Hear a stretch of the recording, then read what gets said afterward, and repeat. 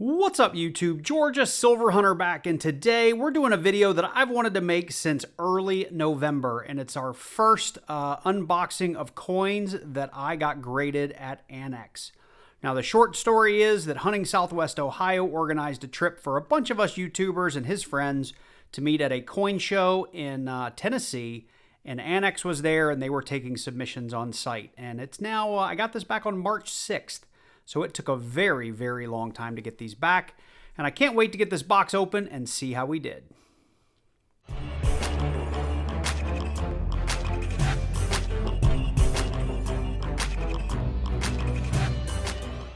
So in full disclosure, I've actually already seen the grades because unfortunately, Anacs, when they ship you or send you your shipping notice, it comes in an email that has all of the grades in great big lettering right in the middle of the email. And so I already got a chance to look at these. I do want to check out the coins because most of these things have a story behind them. And the reality is that many of them are not what you might expect someone to get graded, because I didn't necessarily send stuff off that I was hoping would get super high grades. A lot of it is stuff that we've found coin roll hunting over my, 5 or 6 years of coin roll hunting. Some of it had personal value to me and I wanted to get it encapsulated. So there's going to be all kinds of interesting stuff in here, and we'll go over those stories, we'll go over those grades, and why I wanted to get these particular coins graded. And I'm struggling with this box a little bit because it's that safety tape, which is good. Anacs does a good job. So let me go ahead and get this unboxed, and we'll get into looking at our first coin.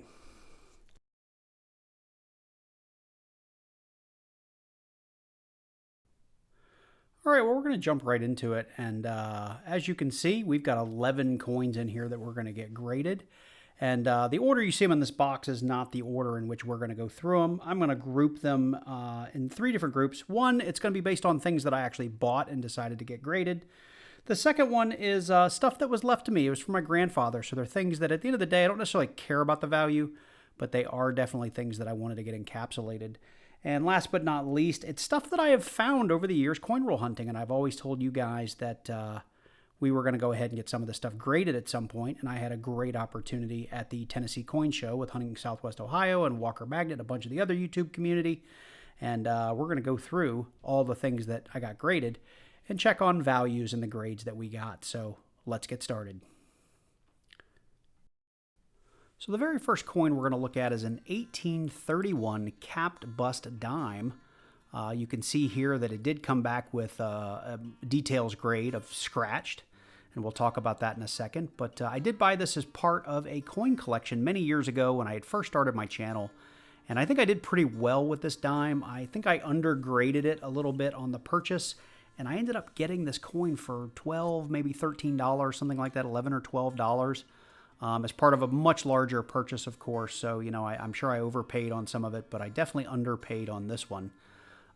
This was one that myself, Martin Bowen, Hunting Southwest Ohio, Walker Magnet, a bunch of us sat around a table at the Tennessee Coin Show and picked out about 20 coins from my album that I had brought to take over to Anacs, because they had a table and they were running a special for 10 coins for $13 a coin, plus variety fees and shipping and those kinds of things. And the Anacs guy helped us pick 10 coins. And this is one that I really wanted to get graded. I wanted to get something old graded, so I had an idea of what, you know, a G or a VG or a fine might look like in this kind of age.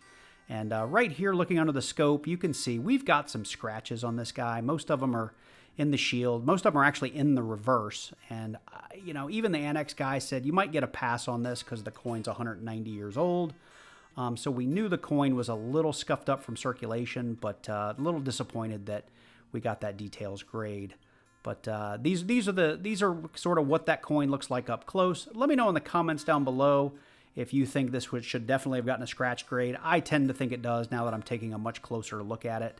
But let me know your thoughts below. And while you're down there, have a look. Let me know what you think the grade would be and what you think the value of it is today. Because I'm going to be covering in this video the PCGS book grade, which I know has to be in a PCGS holder to even think you're going to get that, but also what I'm seeing this coin sell for this grade, or if I can't find the same grade, for a raw coin in this kind of condition on eBay. So Let me know down below what you think this should grade out as.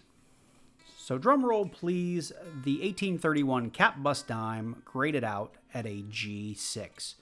Obviously in an Anacs holder, scratched, details grade only, it's going to hurt the value, but on PCGS that sells for about $70. On eBay I saw them going for $35 to $70 raw all day long, and like I said, I paid about $12 for the coin. I paid the $13 grading fee, and $3.50 per coin is what the shipping worked out to for this 11 coin lot, for a total of $26.50 invested into this one coin. Checking eBay, the break-even point, I'd have to sell it for $39.21, and that would include a $5 shipping fee. So all in all, I'm happy with this. It gives me a really great example of a low-grade capped bust dime, and it's just something I'm going to keep in my collection. Just wanted to share the math with you so you understood what I'd have to break even, and I think it would be tough. At $40 right now, it would be tough to break even on that coin. So anyway, we're going to go ahead and move on to the next coin.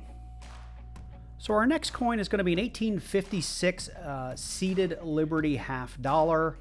I got this in that same coin collection, and I'm almost a little embarrassed to say, I think when I graded it out, I said it might be like between a fine and a very fine, so I priced it more at a fine raw on eBay, and they were going at the time for about $60, so I think I offered $45 to $50 for it as part of the larger lot, and that's what I paid for it. I think in my notebook I have $49.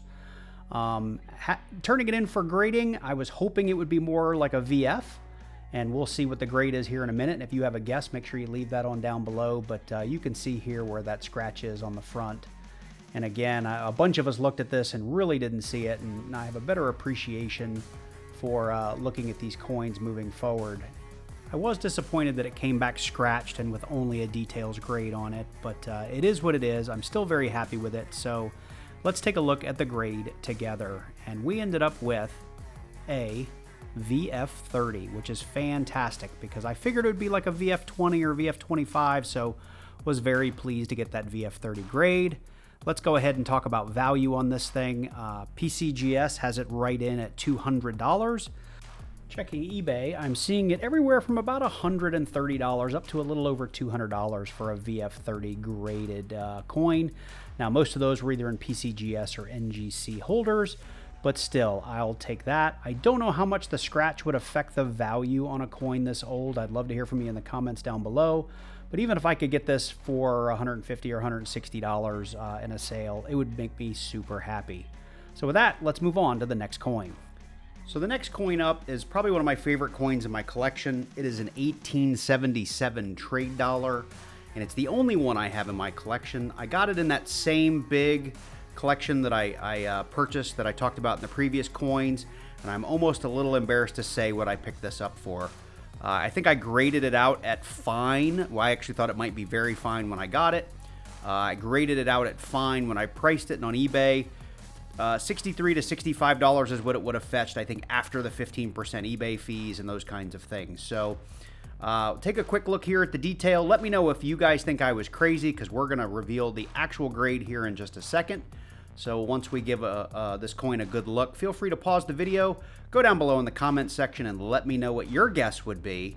And if you want to guess what the value is, you can do that right now as well. But let's take a look at what grade we got.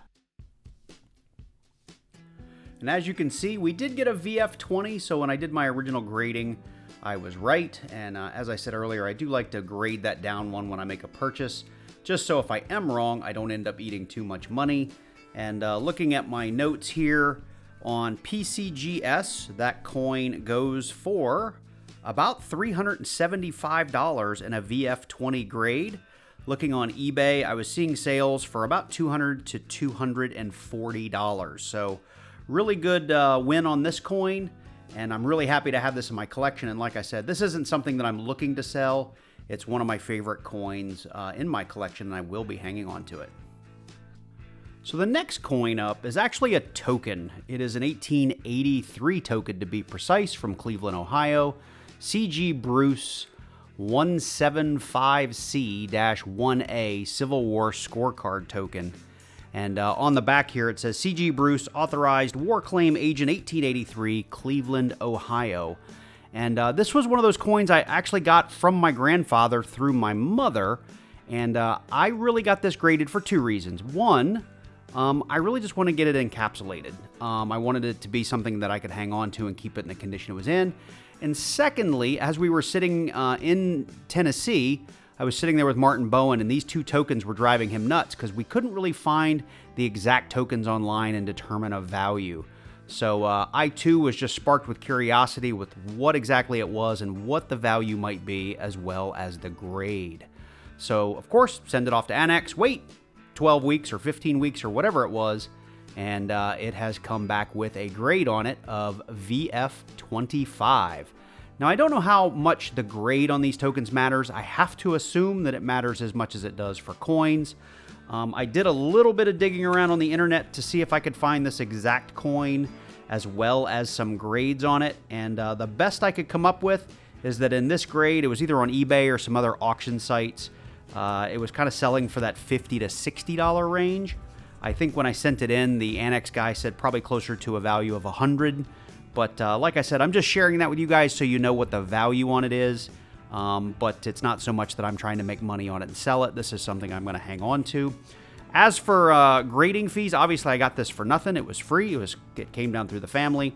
But the grading fees on this were pretty high because I paid the $13 standard grading fee. There was the $3.50 allocation for shipping per coin, just based on submitting 11 coins. And then I think there was like a $16 research fee, which was a little bit high on that. So this coin was a bit more expensive to have graded. And of course, at that amount of money, it's going to eat into any value that's there. But I don't necessarily care about that. What I care about is the coin. So let's move on. We got one more token to look at.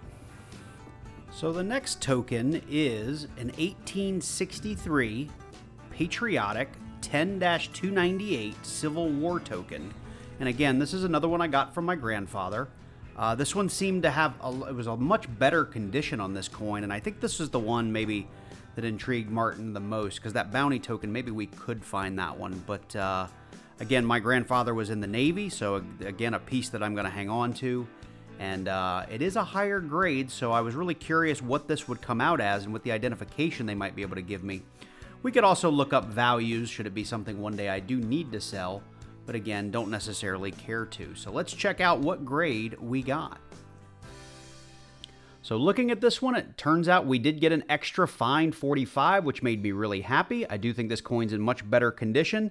And the Anacs guy was right. Checking values on eBay and other auction sites that I could find, this coin's worth about $100.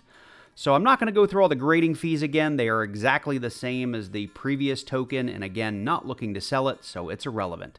So let's now move on to coins I have found coin roll hunting and see how well we did there.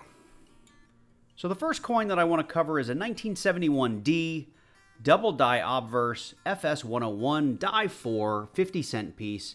We find these, I won't say all the time, but frequently enough on the channel, and I have found a couple of really nice ones over the years. I did have the Anacs guy look through about 7 or 8 of these and help me pick out the best one. And I'll be honest, I think this one's a little undergraded. I think this has wonderful mint luster. I think it still has tremendously good detail. It might have a little bit of grease in the die, but it's a fantastic representation of the double die obverse. And I just think that in general, this coin looked really good. And we'll get some close-ups of the front and the back of this coin. And then quickly, I do want to bring you over to the scope to just show you how good of a DDO this was. This is not your typical kind of weak DDO that's really hard to tell. You could almost see this doubling just under the magnification of the iPhone, but under the scope, it jumps right out at you. You can see the doubling in the R, the U, the S, and the T. And I think this is the other reason we picked this one, because it was one of the best representations that I had. So there'd be no doubt that we'd get that DDO variety grade. But or DDO variety label. So now I want you guys to tell me your honest thoughts on what do you think the grade would be. Drop on down below. Leave it in the comments. And I'm going to show you what the grade is, and we'll talk about value here in just a second. So we got a grade of AU58, which I think is a little bit low. I honestly thought we would get low to mid mint state, like a 62 or a 63, but even at a 62, it's only a $50 coin. At 58, it's a $35 coin. And on eBay, raw coins like this are pulling, I don't know, it was like $20 to $25 in really nice shape. I couldn't find any Anacs graded coins to pull from, so I'll go ahead and throw the values up there, and you'll see we lost a little bit of money on this one, but you can't win them all. My recommendation would be don't get these graded in the future unless you know they're going to be like a mint state 67, and you're not going to find that very often in circulation. So let's move on to our next coin. So the next coin up actually came from a viewer, and I have to apologize, I don't remember who sent it to me, but this viewer indicated they had found a whole bunch of these and sent me one just because they had so many. And this coin was so pretty and the error is so big that I just had to get it graded. So whoever the viewer is, feel free to leave me a comment and let me know. I'll make sure to shout you out in a video. But what we have here is a 2021 Crossing the Delaware full crown die chip error, and the label on it reads a little bit differently, but that's what we call it for coin roll hunting. As you can see there, the 2021 Philadelphia mint mark. Good view of the front of the coin, and this coin was so pretty, I just had to get it graded. I will say as a hint, I was a little disappointed with the grade that it got, but I do want to show you what it is, and we'll talk a little bit about value, because at the end of the day, this isn't something that I'm going to sell because a viewer gave it to me, and again, it's going to stay in my collection, and I just want to get it encapsulated. But there is a really good view of that die chip there on the hat. But without further ado, let's take a look at the grade. So I was a little disappointed with the AU58 grade, but I will take it. As I said, it was given to me by a viewer, and I think it's a beautiful coin. I couldn't find a value on this from PCGS. Maybe I just don't know how to look for it. But raw ones of these in high grade, they say BU uncirculated, but we all know on eBay that could mean just about anything. The last one sold on March 6th for $74. So even after fees, this one's worth getting graded. The next coin up is one that bleeds into did I pay for it or did I find it? I just can't remember, but I put it in this section. It's a 1943 over 2 5-cent war nickel FS 101. As you can see, it's getting a details grade because it has scratches. But this is one that I actually had my local coin shop look at, and they told me they didn't think it was a 3 over 2. Everyone else seemed to think it was, and it was my only one. So while getting some coins graded, I thought we'd go ahead and get it validated, verified, and encapsulated. And again, one I care more about keeping in my collection than I do about necessarily the value. Of course, it would have been great to find out this was a $500 nickel, but alas, I think we're going to see once we get to the grade that that is not the case.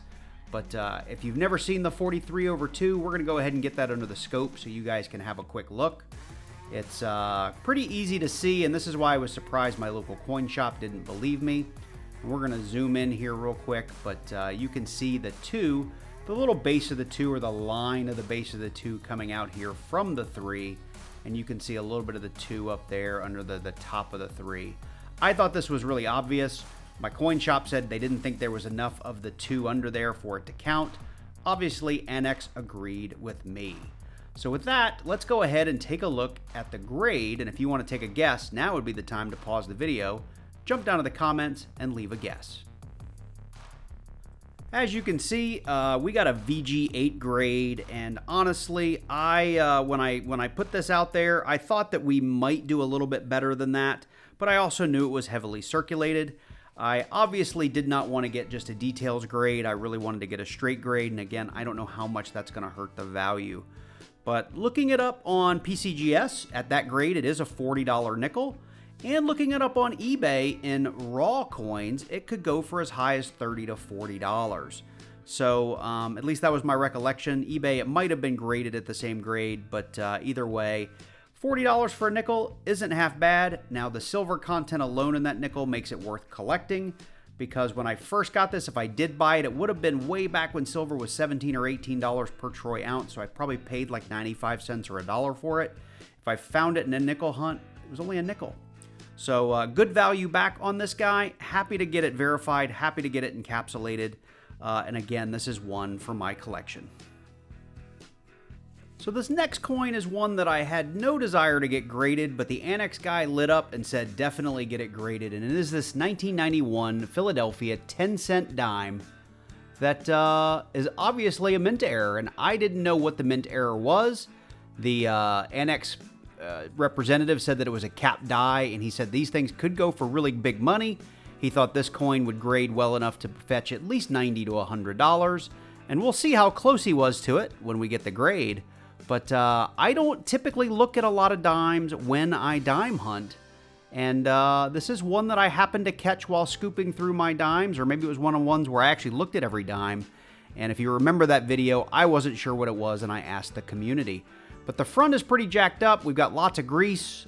We definitely have a problem with it, and you can see that it's a struck through grease late stage cap die.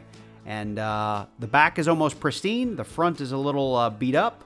But let's take a look at the grade. We got ourselves an AU58. I don't even know how they figure that out because, again, the front is jacked, but the back looks pretty good. So I'm guessing they do that grade based on the reverse. I did do a little hunting on eBay. These error coins are really tough to find, and I'm not sure how easy they are to sell. But I did find similar coins that had this sort of struck through grease cap die problem. And many of them, especially if they were dimes, were in that $90 to $100 range. So the Anacs guy did not steer me wrong here. It's another one of those pieces that right now it's just going to go in my collection. If you happen to be a big error collector and you're interested in the coin, let me know in the comments down below or shoot me an email. I'm not saying I'm willing to grade it. I would just love to have a quick chat with you because this is something that I'm kind of interested in. At the same time, if the price is right, I might be convinced to sell it. But very, very happy with the way this one turned out. So we've saved the best two coins for last, and we're going to start here with an 1853 Arrows and Rays Seated Liberty Quarter. Now, I found this on my channel in a Loomis box or Loomis wrapped box of quarters. I legitimately found this. I get called a liar for this all the time, but I really did find this in a bank wrapped roll of quarters. I was shocked. I actually thought it was a token or something. Like, I didn't even think it was a quarter when I found it at the time. So this one floored me. I think if you go back and watch that video, I actually thought this would grade out like between a very fine and maybe an extra fine. But we're going to see what Anacs gave me today. And oftentimes when people ask me what's the oldest or coolest coin I've ever found coin roll hunting, this is the coin that most of the time I talk about because it is very old. I think it's in fantastic shape. And again, just floored that I found it in a bank wrapped roll. So we're going to go ahead and take a look at the grade here. If you do want to pause the video and take a guess before we get there, do it now. But we ended up getting from Anacs a grade of VF30, which I'm very happy with. Would love to have gotten up into the extra fine category, but I will take the VF. Now, checking on PCGS, that puts this coin right around $200 if I looked at the right number there. Checking on eBay for similar graded coins, I was seeing sale prices around $160. So that rings true for me because usually that Anacs book price is not attainable on eBay. But I think that's a tremendous value. And again, this is one that I got graded for me. It's great to know that I'd make money on it, but this is a coin for my collection, and I'm so happy that I did get it graded, and it'll be something I hang on to for a very long time. So let me know your thoughts about this coin in the description, or sorry, in the comments down below, because I'd love to hear from you. And we're going to go ahead and jump into the last coin. And I'll give you a hint. It's going to be our most valuable coin that we submitted. So this next coin is our 1988 1-cent piece, and it's the transitional reverse. The label actually reads RDV006FS901. Flared G, and that flared G is how you know you have the transitional reverse, and we'll look at that here in just a second. But what shocked me about this coin was the grade.